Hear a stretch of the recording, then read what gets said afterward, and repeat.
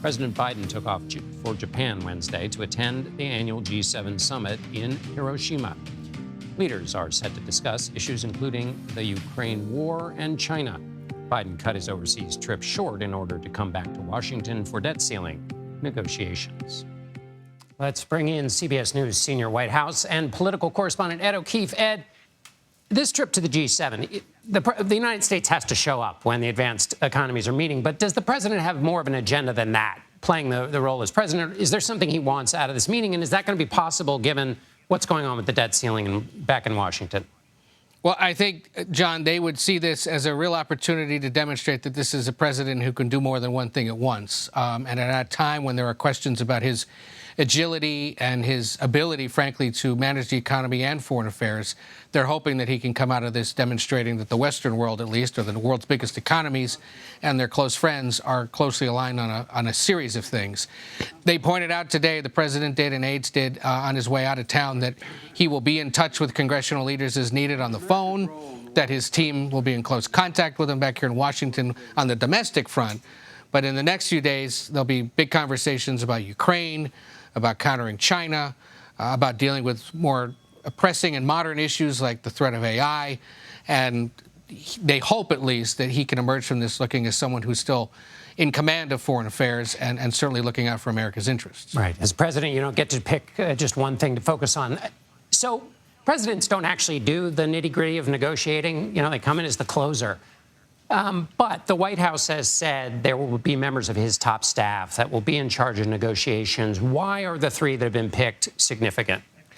And this is a good question and something important for people to keep in mind in the next few days, and why there remains such, if not public, at least quiet confidence that a deal is going to get cut in and around June 1st. Look at the three people who are running this. A woman named Louisa Terrell, who serves as Legislative Affairs Director. She's basically been involved in the nitty-gritty of all major legislation the president's passed over the last 2 years. Of course, most of that's been done with just Democratic support, but she's certainly familiar with the contours of what the president wants and how Congress has either approved or disapproved of those ideas. Steve Ricchetti there, known as a counselor to the president, one of his most trusted in that close circle of about 6 or 7 aides, but somebody who's worked with him for more than 20 years, served as his chief of staff when he was vice president, and more critically recently is seen as a lead envoy to Republican lawmakers and to moderate Democrats like Joe Manchin. All of them will be necessary in a final deal here. And then Shalonda Young, who's the budget director, her job before this was as head of the House Appropriations Committee,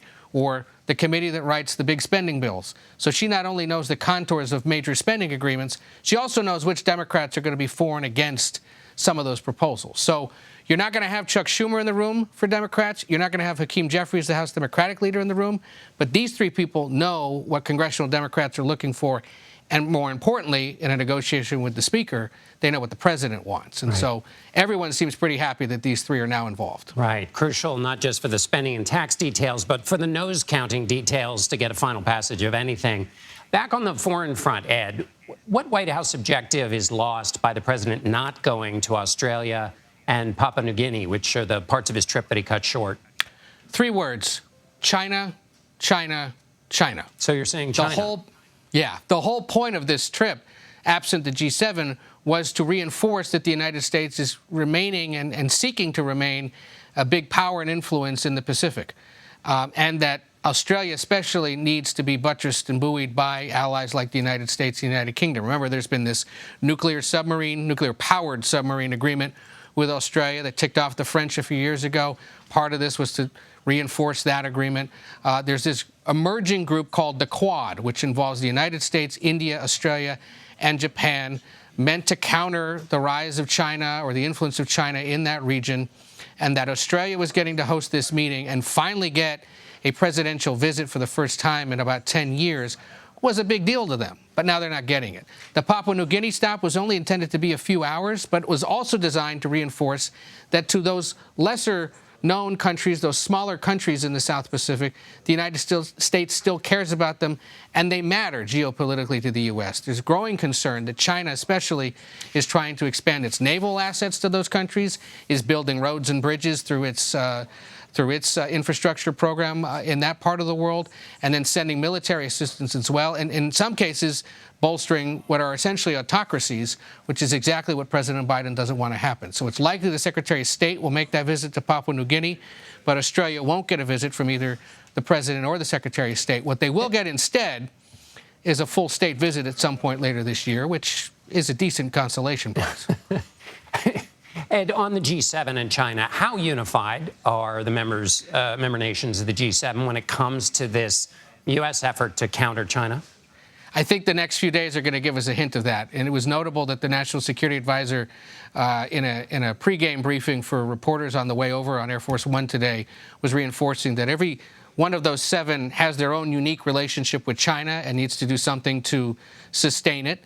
But what they hope the summit will demonstrate is that on certain key issues, economic, national security, or military, there will be some statement of resolve by these big economies that while they understand China needs to exist, China's going to have to play by rules that are a little more amenable and friendly to everybody else. So watch for things regarding, trade. Watch for potential threats of sanctions if China does too much to help with Russia, but also watch potentially for some areas of agreement. China will be closely watching this, is probably pleased the president isn't making it to Australia, but understands that the 7 economies meeting in Japan is a signal that they take them pretty seriously and are working together against them. Ed O'Keefe in Washington. Thanks so much, Ed. Take care.